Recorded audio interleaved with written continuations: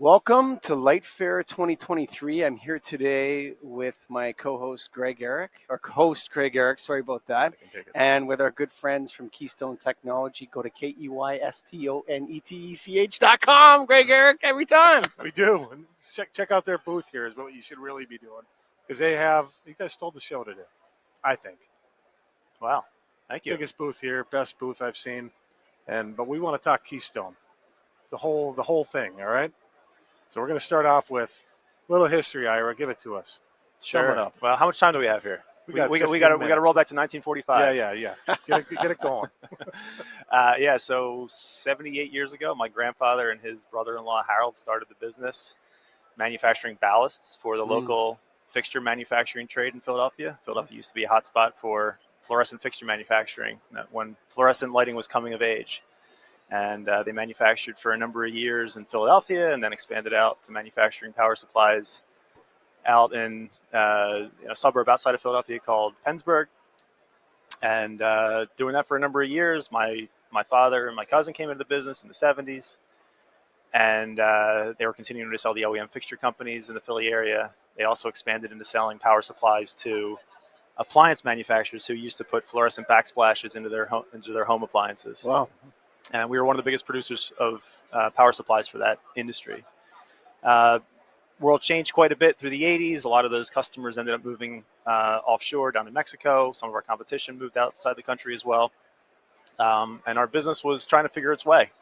Some opportunities opened up to have some of our product contract manufactured. So we dabbled in that a little bit and realized that there was an opportunity here to become a slightly different business model through that transition. And then my father was operating the business for a number of years and ended up sort of changing the business model and sold from his partner the manufacturing operation. And then, business was really just servicing fixture manufacturers in the Philly area and a little bit beyond through the 90s. Then I came into the business in 2001, really not expecting to come into the business, but I did. A dot-com bubble had burst. Economy was sort of on teeters, and then September 11th happened, and I was out looking for a job, to be perfectly frank. And I asked my dad if I could work with him for a little while. That's actually quite a common story in the lighting industry. Yeah. Well, we're just sitting here with Corey Schneider, Scott and Corey, right?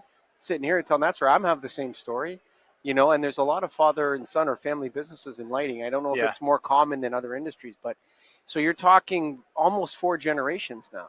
Well, I'm third generation. Third generation, yeah. Okay. So I came into the business in 01 and really just trying to get my feet wet, figure out what to do. And sure. We certainly didn't have the business that we have today, but we had a few customers, we had a few SKUs, we had some friends who would help keep us going.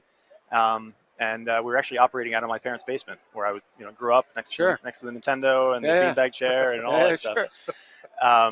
And I saw some opportunity. I got excited about going to see customers, starting to develop some products, developing marketing strategies, and things started to grow. And we, took that as an opportunity to expand from not just serving OEM customers, but also selling to electrical distributors. Found there was a big opportunity there. Which brings us almost to the present day. But before we do, I want to bring in Josh Brown, you're the VP of the exact. Whoa. He's got a new title, promotion, fresh as of announced yesterday. What is it, Josh? Tell us. Take it away. I'll take a start. Josh was recently promoted to our Chief Commercial Officer. Okay, congratulations, Josh. Way to go. You've been with us 14 years. I have that right? Yep. 14 years. It's been a good run. Started as a territory manager. It's been a good run for Mr. Brown here. But let me just go. I want to stop around when we met. What would you say, 2014-ish? Something like that? Probably closer to 2011. 2012. 2012, right? So you're selling ballasts, no LEDs on the horizon, nothing like that. It's skids of ballasts. I happen to be running a program where I buy lots of ballasts, right? Absolutely. So I'm like, we need some competition in there. So we bring in, who would have thought in 2012 that Keystone would have the biggest booth at Lightfair? Like, that's literally unimaginable at that time when you think about it, how much you guys have grown. Josh, tell me a little bit of the story, what you guys did, and we'll bring it back to Ira to get to where you are today. It's a lot to recap in a short period of time, but honestly, this is not a plug for Nailed, Sure. but being a part of Nailed has been revolutionary for Keystone. Mm. Really building the bonds of business and friendship at the same time. But then there's no one that knows the market better than Nailed distributors. And so being able to partner with the organization and learn from it. I mean, one thing we ourselves on at Keystone is just continually evolving. Sure. What we have here today is never done.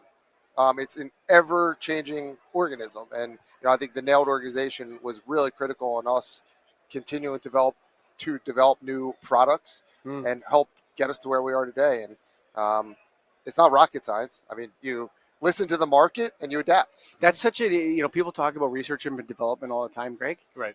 And they think that it's like some guy sitting in his lab making. No, with Keystone, it's about listening to the problems that the people in the field are having, and then making products to solve. That's the lab. It's asking. A lot of times you can listen, but you got to ask the right questions, and that's what you guys did, and still do. Anytime you've got new product, you're reaching out to the industry and asking them what you need to do, and then you do it. I agree. That's the way to go, man. Yeah. So you guys end up in Nailed. You're listening to people and to getting customers and friendships, actually. I don't know if there's a difference between business and friendships, to be honest with you. I think a lot of it, the two kind of go together with me, especially at this level.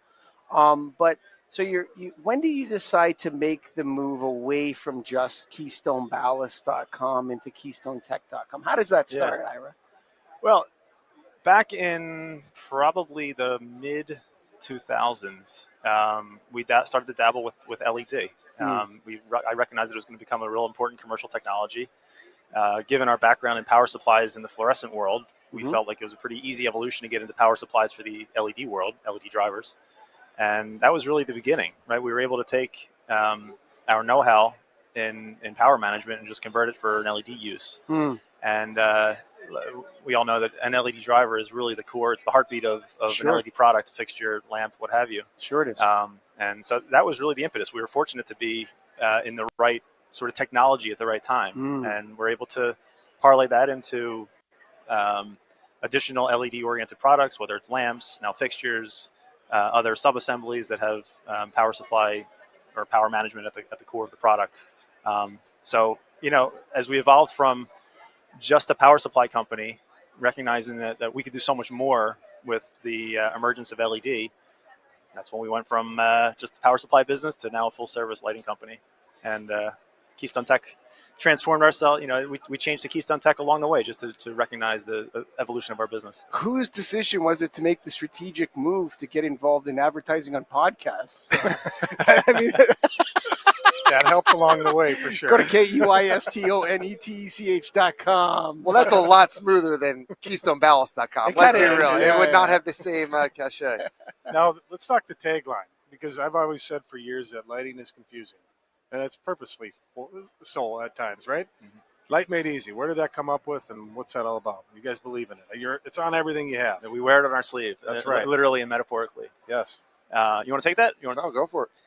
So Light Made Easy came about, I think, in maybe 2010 or thereabouts. And we were looking for a way to really succinctly explain to the marketplace what we're all about and what our mission and purpose is. And we thought that three simple words, light, right? We're in the lighting industry. It's pretty easy to identify what light is. And then made is everything about making the product for the customer, and then easy, right? Easy is a word that is often thrown around, but sometimes misunderstood what easy really means. And so we just put these three words together, Light Made Easy. It had a nice cachet to it. I think it explains really quickly and easily what we're all about, and whether it's from designing a product that's easy for the end user to install because it's got all the features right there. It's everything's packaged in the box, or it's got a unique feature to make it very easy to work with, all the way to making it easy for our customers to engage with us, either digitally or electronically or in person. Whatever it is, we're always pushing ourselves to deliver a Light Made Easy experience to our customers, our sales reps, our vendors, our employees. It's really all encompassing. It's not just trying to make it easy to place a purchase order with us. It's everything however we interact, we're always trying to make it easy for people to work with us. Yeah. It's a great tagline, because you can almost get someone in trouble for not being easy. Like, that's not easy, buddy.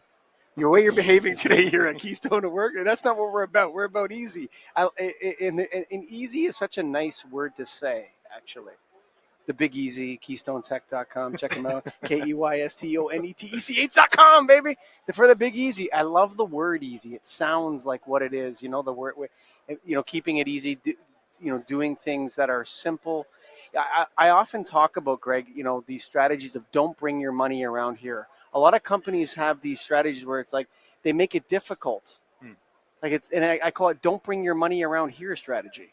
How dare you come around here with your money, to buy something from me? And so I think that's a great tagline. And to that point, the categories, it's like you guys started with, I don't know the exact order, but I know LED tubes is where I really started working with Keystone. But what you did is you did everything. Mm-hmm. And then you go to the next category and you're doing everything. Now you're exterior. I saw new bollards today. I didn't even know you had a bollard.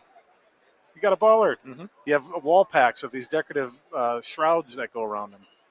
How do you figure this out? You just one category at a time and attack it? We talked about it earlier, right? Yeah. It's listening to the customers. It's asking the right questions. It's staying engaged. It's building those relationships, right? When we have the relationship, the customer's willing to share with us. And these ideas come out of all this kind of engagement we have with our customers, our sales reps. Even internally at Keystone, we do have our own labs and are sometimes cranking things out in the lab as well to figure out how to make things work. But yeah, it's being very active and aggressive and tenacious in the market to figure out what we need to do next. Let's just talk about the chief. What is your title again? Chief Commercial Officer. Chief Commercial Officer. So power selectability, color selectability, is that going to be everywhere and that's it?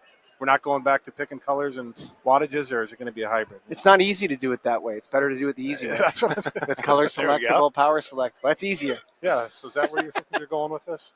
That is definitely easier. However, there are always going to be situations where people want the dedicated.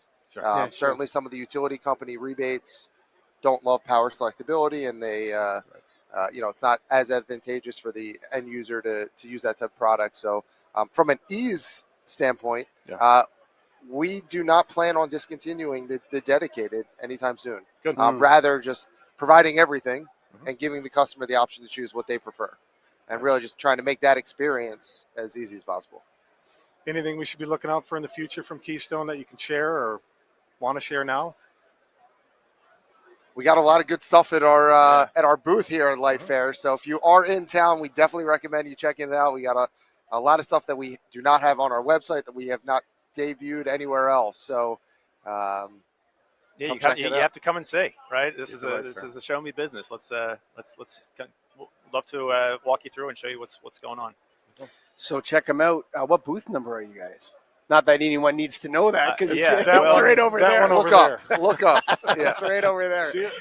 Oh, man. Yeah, big sign hanging down. You can't miss us at the front door. That's right. So if you're in New York and there's a big party tonight, folks, and it's on Keystone's dime, where is it at? We're not telling you that, Michael. Secret party. Secret party. So, but I'll be there. And folks, you, the listeners out there, and Get a Grip on Lighting Land and Nailed Land that check us out on a regular basis. We love you, folks. And Greg, is there any final thoughts? You want to go to KeystoneTech.com real quick? KeystoneTech.com for the Big Easy. I do, and I could, or I'll just walk over to their booth and check it out. Walk over to the booth, and if you're in New York this week, come check us out. Thanks for listening. Bye for now.